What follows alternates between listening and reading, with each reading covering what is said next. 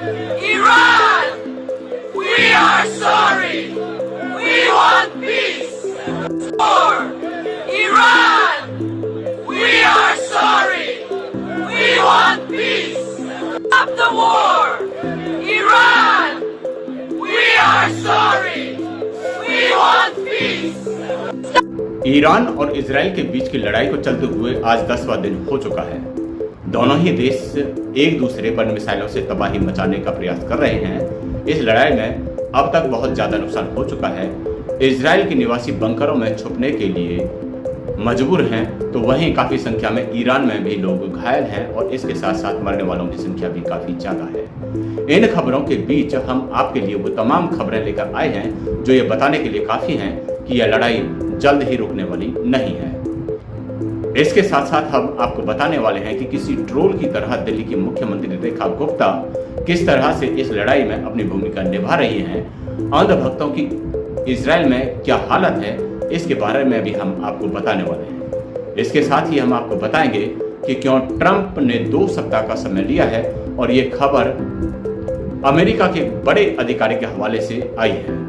Iran के पास अभी भी कितना बड़ा जखीरा मौजूद है बैलिस्टिक मिसाइल्स का, और वो कितने दिनों तक इस लड़ाई को इसी तरीके से लड़ता रह सकता है, ये बातें भी हम आपको बताने वाले हैं। इस खबर में हम आपको इजराइल के प्रधानमंत्री की चिंता को भी दर्शाने वाले हैं कि वह किस तरह से डर के साए में जीने के लिए मजबूर है। इसके साथ साथ ईरान के विदेश मंत्री ने क्या कहा है जिसने इजराइल की बेचैनी को बढ़ा दिया है, और एक बयान हम ईरान के प्रमुख अयातुल्ला अली खामनेई का भी सुनाने जा रहे हैं, जिससे अंदाजा लगाया जा सकता है कि यह लड़ाई अब किसी भी सूरत में बहुत बड़ी होने वाली है। इसके साथ साथ हम रूस के राष्ट्रपति व्लादिमीर पुतिन की उस चिंता को भी आपके सामने रखेंगे जो बयां करती है कि वर्ल्ड वॉर 3 की तरफ दुनिया बढ़ रही है। तो इस वीडियो के आखिर तक हमारे साथ बने रहिए, वीडियो एकदम जबरदस्त होने वाली है। साथियों नमस्कार, मैं रतनपाल भारती और आप देख रहे हैं नेशनल न्यूज लाइव। अगर आपने अभी तक इस चैनल को सब्सक्राइब नहीं किया है तो सब्सक्राइब का बटन दबा दें और बेल आइकन भी प्रेस करें। साथ ही साथ वीडियो कैसी लगी बताने के लिए कमेंट में अपनी राय जरूर दें, और हो सके तो वीडियो को शेयर भी करें। वीडियो को ज़्यादा लंबी ना करते हुए चलते हैं खबरों पर।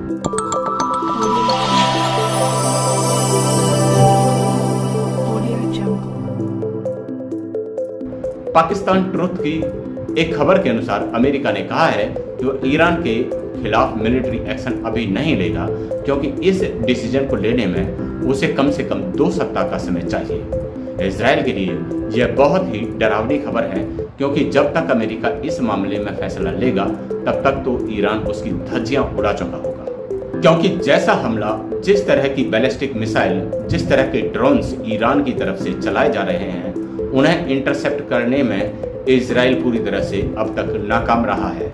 क्योंकि अगर उन्हें समय रहते इंटरसेप्ट कर लिया जाता तो जितनी तबाही तेल अवीव या हाइफा जैसी बंदरगाहों पर हुई है, उसके माइक्रोसॉफ्ट ऑफिस, मोसाद का सेंटर या यूनिट 8200 का सेंटर बर्बाद किए गए हैं। यहाँ तक कि रेजिडेंशियल कॉम्प्लेक्स को भी निशाना बनाने की खबरें आई हैं, उससे इजराइल की घबराहट का बढ़ना लाजिमी है।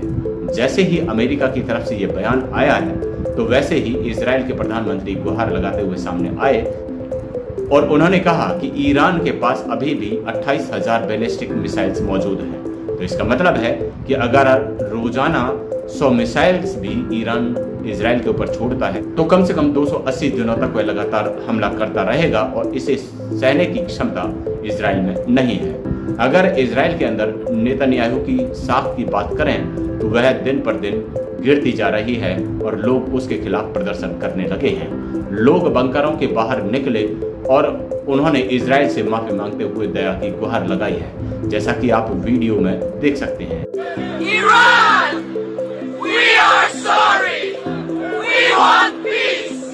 For Iran, we are sorry. We want peace. Stop the war. Iran, we are sorry. We want peace. इसके साथ ही इजराइल के एक नागरिक हैं जिनका एलियाहू नाम से ट्विटर हैंडल है, वह अपने ट्वीट में लिखते हैं, as an Israeli citizen I see nothing in Netanyahu but a continuous disaster. He led us into wars, international isolation and fear in our state. Enough Charles, it's time for him to go. जिसका हिंदी अनुवाद बनता है कि एक Israeli नागरिक होने के नाते मुझे नेतन्याहू में अच्छाई दिखाई नहीं देती, केवल उसके अंदर विनाशक ही दिखाई देता है, जिसने हमें युद्ध में धकेल दिया और अंतर्राष्ट्रीय स्तर पर एकांत कर डाला है। हम हर गली में अपने आप को डरा हुआ महसूस करते हैं और चारों तरफ भगदड़ मची हुई है। ये समय है उनके चले जाने का। तो इस तरह इजराइल के लोग नेतन्याहू के बारे में सोचते हैं और वह इतने दुखी हो चुके हैं कि हर समय लड़ाई झगड़े से कि अब नेतन्याहू के खिलाफ भी बोलना शुरू कर चुके हैं। कुछ खबरों में तो यहां तक भी सुनने को आया है कि उन पर और उनके परिवार पर भ्रष्टाचार के बड़े बड़े आरोप लगे थे, इसलिए सत्ता चले जाने के डर से उन्होंने राष्ट्रवाद के नाम पर इजराइल को विभिन्न मुल्कों से युद्ध में लड़वा दिया, जिसका नतीजा इजराइल की आम जनता को भुगतना पड़ रहा है और वह बंकरों में छुपने के लिए मजबूर है। वहीं अमेरिका के 2 सप्ताह बाद इस युद्ध में शामिल होने को लेकर अमेरिका से ही कुछ बयान सामने आए हैं, जिसमें जॉन बोस्टन नाम के जो पूर्व NSA हैं अमेरिका के, उनका बयान बहुत ही महत्वपूर्ण है। उनके बयान के अनुसार Trump wants to be the winning side of the Israel-Iran war. He wants to be at the head of the parade. He just does not know which direction this parade is going. इसका हिंदी अनुवाद बनता है कि Trump Iran और Israel युद्ध में जीतने वाली तरफ जाना चाहते हैं। वह इस युद्ध की निर्णायक अवधि का इंतजार कर रहे हैं। हाल ही में वह यह नहीं जानते कि इस युद्ध का झुकाव किस देश की तरफ है। तो इसका मतलब है कि ईरान के पक्ष में भी अमेरिका के जाने की उम्मीद है। वहीं जॉन वॉल्टन साहब का एक और भी ट्वीट हमें देखने को मिला। इससे आसानी से अंदाजा लगाया जा सकता है कि क्यों 1 महीने के भीतर अमेरिका के राष्ट्रपति डोनाल्ड ट्रंप 18 बार ये कह चुके हैं कि उन्होंने मध्यस्थता करवाकर भारत और पाकिस्तान के बीच सीज फायर करवाया था। जॉन वॉल्टन अपने इस ट्वीट में लिखते हैं कि ट्रंप नोबेल पीस प्राइज चाहता है क्योंकि बराक ओबामा को यह एक बार मिल चुका है। इससे यह पुरस्कार रूस और यूक्रेन के युद्ध को रोकने के मामले में नहीं मिल सकता, इसलिए वह भारत पाकिस्तान के सीज फायर के मामले में इसे पाने की नाकाम कोशिश कर रहा है। अब वह ईरान के साथ मध्यस्थता करने में नाकाम हो रहा है और यह कहा जा रहा है कि इजराइल के द्वारा वह न्यूक्लियर वेपन्स प्रोग्राम के तहत तेहरान को तहस-नहस कर दे, लेकिन उसने अभी तक अपना मन नहीं बनाया है।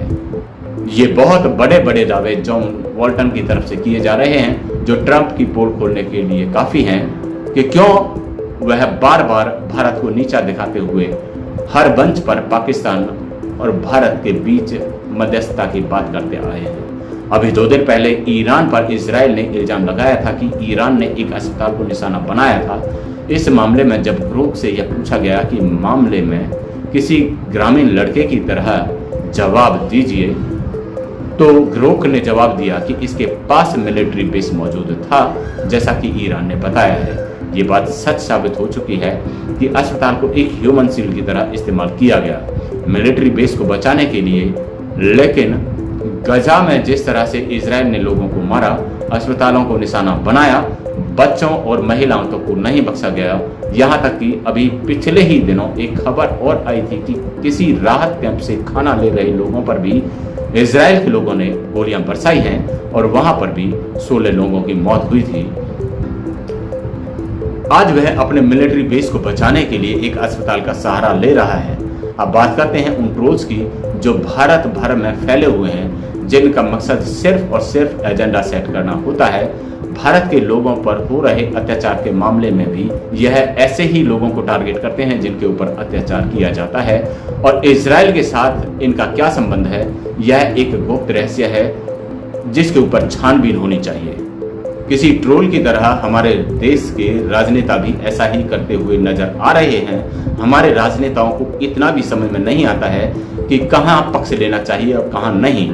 इस समय पूरी दुनिया अपने आप को युद्ध से अलग रखना चाहती है, लेकिन इस देश के नेता आ बैल मुझे मार वाली कहावत से सिद्ध करने पर तुले हुए हैं और इस देश को युद्ध की तरफ धकेल रहे हैं। इजराइल आर्मी की तरफ से एक ट्वीट किया गया from which country do you support Israel, तो दिल्ली की मुख्यमंत्री स्पष्ट तौर पर इजराइल का समर्थन करती हैं। दिल्ली की मुख्यमंत्री रेखा गुप्ता ईरान के एक चैनल को टारगेट किए जाने पर बड़ी खुश होती हुई ट्वीट करती हैं। वह अपने ट्वीट में लिखती हैं, ईरान का सरकारी न्यूज चैनल का ऑफिस स्वाहा। इसके साथ ही उनका एक और ट्वीट आता है, इजराइल केवल मिलिट्री को ही टारगेट कर रहा है जबकि ईरान बच्चों को भी टारगेट कर रहा है। उन्होंने यह दिलचस्पी उस वक्त क्यों नहीं दिखाई थी जब फिलिस्तीन के नागरिकों को, उनके बच्चों को मारा जा रहा था। यहाँ तक कि अभी हाल ही में जो शुरुआत हुई है उसमें ईरान के वैज्ञानिकों को निशाना बनाया गया, उस वक्त उनकी संवेदना कहाँ चली गई थी। ऐसे लोगों का इजराइल में क्या हाल है यह बताने के लिए रानिया का यह ट्वीट ही काफ़ी है। इसमें उन्होंने एक वीडियो को शेयर किया है जिसमें भारतीयों के साथ इजराइल में किस तरह से बर्ताव किया जा रहा है, ये वह वीडियो हम आपको दिखा नहीं सकते, लेकिन उसका स्क्रीनशॉट हम आपके सामने रख रहे हैं जिसमें लिखा हुआ है कि कुछ भारतीय इजराइल के साथ अपनी सॉलिडरिटी दिखाने के लिए गए थे, लेकिन इजराइल के लोगों ने उनके ऊपर अटैक किया और उनकी बेइज्जती करते हुए उनकी सॉलिडरिटी को ठुकरा दिया। अब इस मामले में तो वह कहावत सिद्ध हो जाती है कि न घर के रहे न घाट के। ऐसे हाल में उन लोगों के साथ क्या हो रहा होगा जिनको भारतीय सरकार ने इजराइल में नौकरी दिलाने के बहाने भेजा था। उन लोगों की बात करने वाला इस समय कोई भी नहीं है जब उन्हें सरकार की मदद की सबसे ज्यादा जरूरत है। ईरान से तो लोग भेजे जा रहे हैं। ईरान ने अपना एयर स्पेस खोलकर भारतीय नागरिकों को भारत भेजने का ऐलान कर दिया है, लेकिन ऐसा इजराइल के मामले में नहीं हो रहा है। उन लोगों को सरकार ने एक ऐसे मुहाने पर ले जाकर छोड़ दिया है जहां वह अपना बचाव भी नहीं कर सकते, क्योंकि इजराइल के लोग उन्हें उन बंकरों में भी नहीं रहने दे रहे हैं जिन बंकरों में वह खुद को छुपाए बैठे हैं। ऐसे मामलों को देखकर भारत में बैठे हुए तमाम भक्तों की आंखें खुल जानी चाहिए कि अपना देश अपना होता है और पराया देश पराया होता है। छोटे से लालच के चक्कर में अब जान के लाले पड़े हुए हैं, लेकिन बचाने वाला कोई नहीं है। इधर यह युद्ध और गहराता जा रहा है। ईरान की तरफ से अलग अलग तरह की मिसाइलें दागी जा रही हैं जिनको इंटरसेप्ट कर पाना इजराइल और अमेरिका के रडार सिस्टम के बस की बात नहीं है। अगर ऐसा हुआ तो इजराइल के अंदर जो तबाही मची हुई है वह ना मची हुई होती। रूस के राष्ट्रपति व्लादिमीर पुतिन का कहना है कि दुनिया धीरे धीरे वर्ल्ड वॉर 3 की तरफ बढ़ती जा रही है। ईरान के सुप्रीम लीडर अयतुल्ला अली खामनेही का कहना है कि इजराइल को अब दंड दिया जा रहा है, तो वहीं ईरान के विदेश मंत्री का कहना है अब हम अमेरिका के साथ किसी भी तरह की बातचीत नहीं करेंगे क्योंकि वह हमारे खिलाफ इजराइल के किए गए अपराधों में उसका साथ देता आया है। इसके साथ साथ ही उन्होंने कहा है कि हमारा समझौता यूरोपियन कंट्रीज के साथ जिनेवा में लिमिटेड न्यूक्लियर फाइल और रीजनल इश्यूज पर था। अपने अगले बयान में कहते हैं कि हमारे सशस्त्र सेनाएं यह सिद्ध कर चुकी हैं कि अब हमारे लिए सरेंडर करना कोई ऑप्शन नहीं है। उन्होंने अपने अगले बयान में कहा है कि यूनाइटेड स्टेट्स मीडिएटर्स के थ्रू नेगोशिएट करना चाहते हैं, लेकिन हमने मना कर दिया है। इजराइल में अस्पताल पर हमला करने की बात का जवाब देते हुए ईरान के फॉरेन मिनिस्टर कहते हैं कि ईरान ने कभी भी सिविलियन एरिया पर अटैक नहीं किया है, स्पेशली अस्पताल के ऊपर। जैसा कि इजराइल ने गाजा के अस्पतालों को निशाना बनाया था, तो अब साफ हो चुका है कि परिस्थितियां दिन ब दिन बद से बदतर होती जा रही हैं। इसलिए भारतीय लोगों को और खास तौर से राजनेताओं को मंथन करने की आवश्यकता है। जब दुनिया का बड़े से बड़ा शक्तिशाली देश अपने आप को लड़ाई से दूर रखना चाहता है, वहाँ के लोग पक्ष विपक्ष में फंसकर किसी भी देश का सीधा समर्थन करने से बचने की कोशिश कर रहे हैं, तो उन्हें भी सावधान रहने की जरूरत है। इस वीडियो में इतना ही। हमारी अगली वीडियो में आपसे फिर से मुलाकात होगी। वीडियो कैसी लगी कमेंट में जरूर बताएं। चैनल को अभी तक सब्सक्राइब नहीं किया है तो इसे सब्सक्राइब जरूर करें। धन्यवाद।